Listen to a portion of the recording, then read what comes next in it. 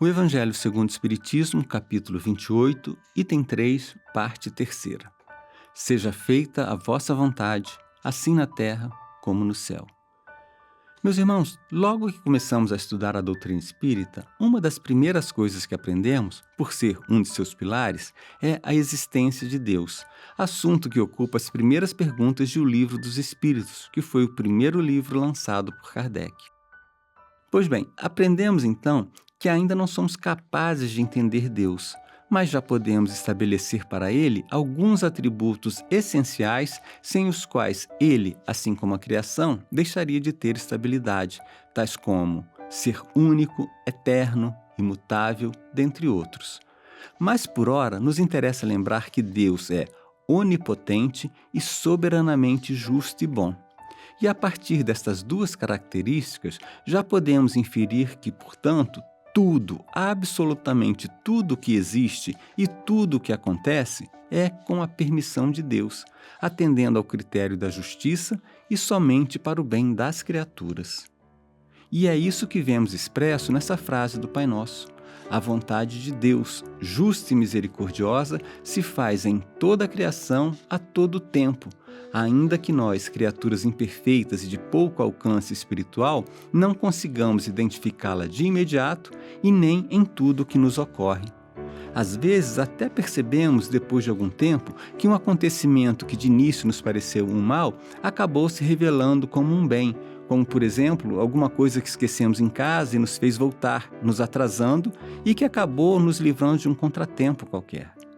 Mas, na maioria das vezes, essa comprovação nos escapa, principalmente naquilo que se relaciona ao nosso progresso espiritual, como algo que queremos ardentemente e não conseguimos, às vezes durante toda uma encarnação, e nos julgamos esquecidos por Deus ou, pior, castigados por Ele.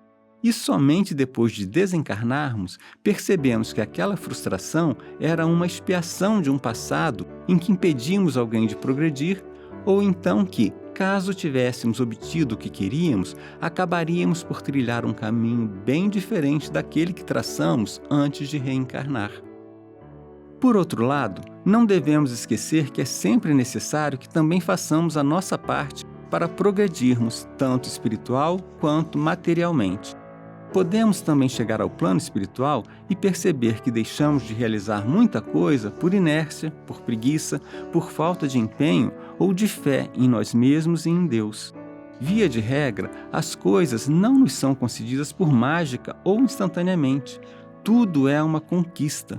Devemos nos esforçar, buscar conquistar nossos objetivos, ir atrás de nossos sonhos e então, se não atingirmos a meta, é hora de recorrermos ao apoio da fé para entendermos ali a manifestação da vontade de Deus, a qual nos devemos submeter, bem como nos momentos de dor e de sofrimento, que quando da mesma maneira não conseguirmos afastar de nós ou minorá-los, devemos procurar nos resignarmos, entendendo que aquele é o melhor caminho para nós, lembrando sempre que Deus somente nos submete àquilo que é para o nosso bem e nunca nos dá para carregar carga maior que as nossas forças. Assim, irmãos, aprendamos a bem dizer tudo, a em tudo dar graças, como nos recomendou o apóstolo Paulo. Agradeçamos por tudo, confiemos em Deus e em seus desígnios.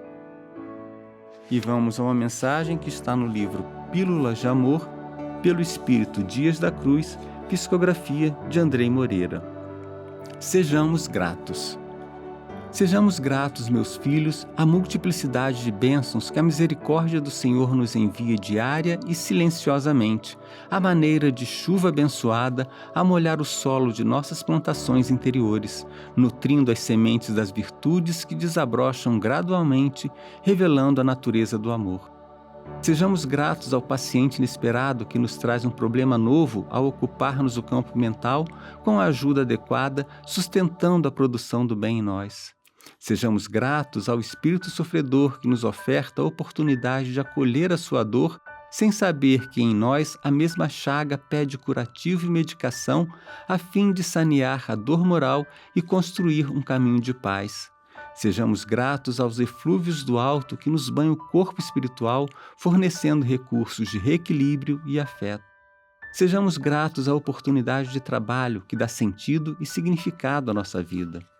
Em tudo isso, o Senhor nos honra com seu amor misericordioso, ofertando a luz de sua confiança e estímulo para que o melhor em nós se faça o melhor para todos. E elevemos agora os pensamentos em prece. Obrigado, meu Deus. Agradeço-vos por minha existência. Agradeço-vos por vosso amor constantemente a me sustentar.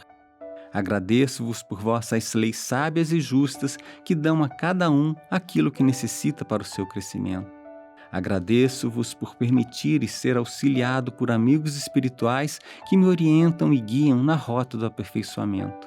Agradeço-vos, enfim, por tudo o que me acontece, porque já procuro entender que tudo é para o meu bem, até mesmo aquilo que considero um mal ou injusto. Mas também peço vosso auxílio para que eu não venha a agravar ainda mais a lista de meus débitos perante vossa lei por atos de insubordinação, inconformismo ou revolta frente às dificuldades que ainda possa vir a enfrentar.